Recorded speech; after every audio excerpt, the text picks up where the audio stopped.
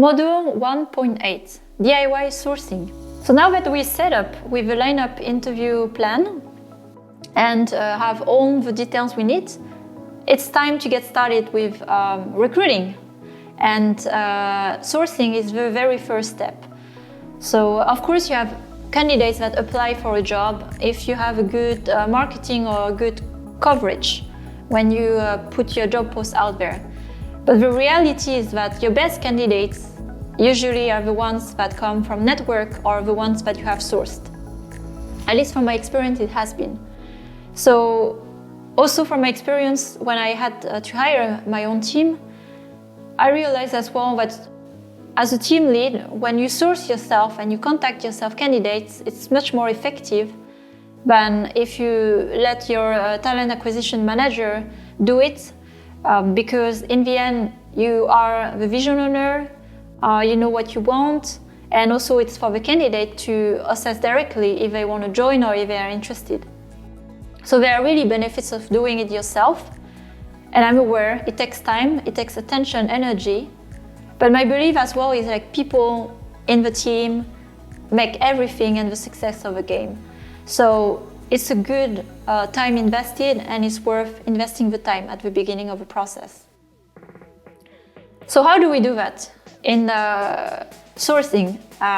When I did that, I was not, of course, a talent acquisition manager. I have no training there, but I had a strategy and I had an idea of how to approach it. And here I want to share some tips of if you want to get started and the same way I did, how can you do sourcing?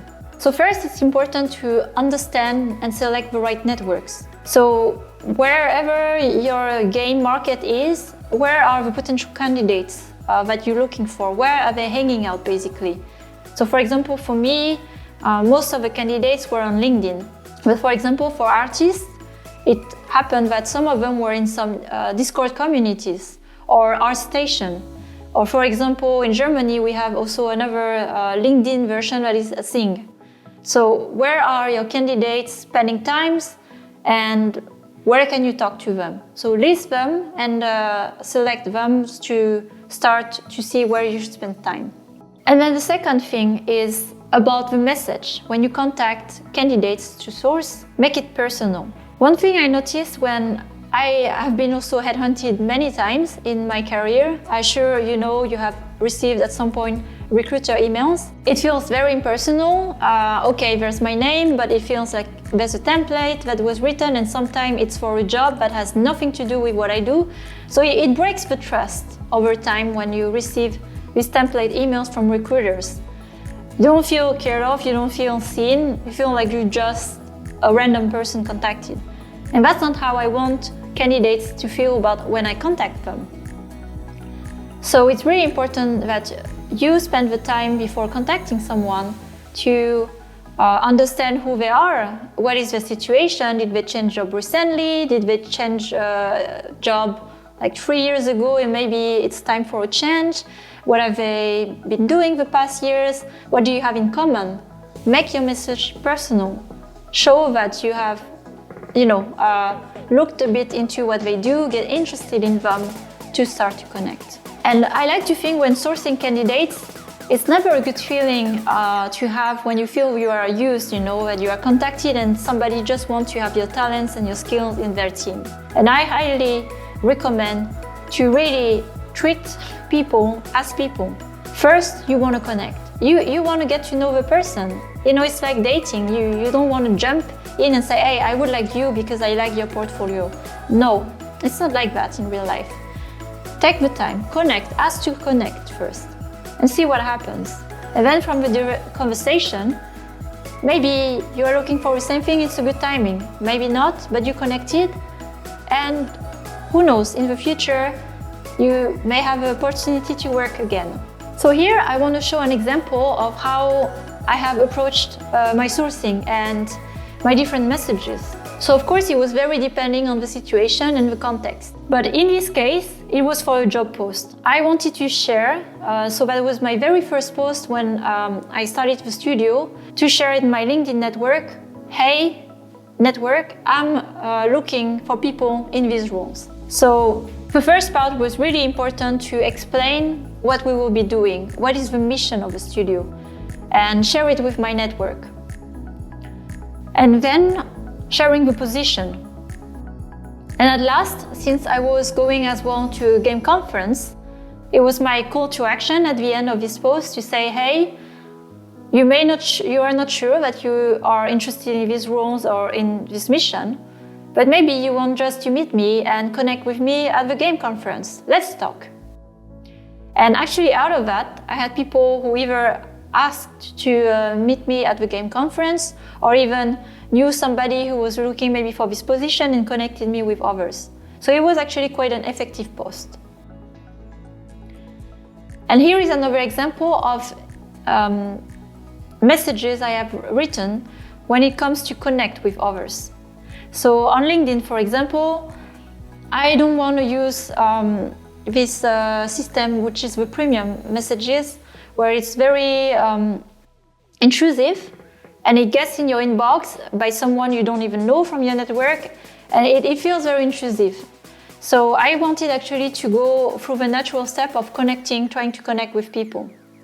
So what I usually did was to send a connection request and say, hey, look, I hope you are well. Hi, with the name of a person. I'm assembling a small creative team in Berlin with Voodoo to explore new casual experiences for non-gamers. I checked your portfolio and really liked your work. I'd like to connect with you if you want to know more about the role and team. Cheers, Sophie. So here, it just says what it needs to be said. That's what I'm doing at Voodoo. Quickly the mission, and yes, I really like your work. I want to connect with you. That's my intention. And I leave it open. If you want to know, let's connect. If you don't, it's fine as well. And I can tell you from that type of message that I spend the time to write for each candidate, out of that I had most of the time connections. Even if people were not interested in joining now or Allons Voodoo, but they wanted to connect and they said, I thank you for the connection, sounds interesting.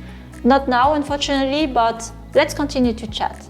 And I think that's the best way to do sourcing.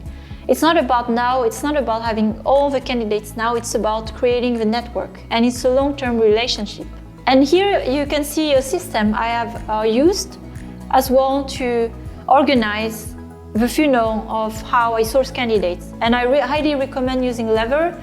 I haven't known any more, but Lever has been very, very helpful, and you can see the whole funnel of how many you have in leads, how many are in phone screens, interview, until having an offer, for example.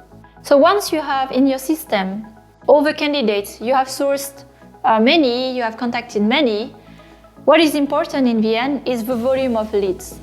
The more leads, like the leads are the people you have sourced, the more chances you have to have good applications in your system, and the more likely you can get a good hire. So what I looked at when I contacted a lot of people was the conversion rate. So conversion rate is really, and I use the same idea of funnel we have as well, in the products and in the games. But the idea is the same here. You send a message, you have a conversation, maybe it leads to a phone screen, and then the person goes in the process. So that's what you want to look at, the rate. How efficient is your communication and your sourcing? Are you looking in the right place? Do you have the right communication around it?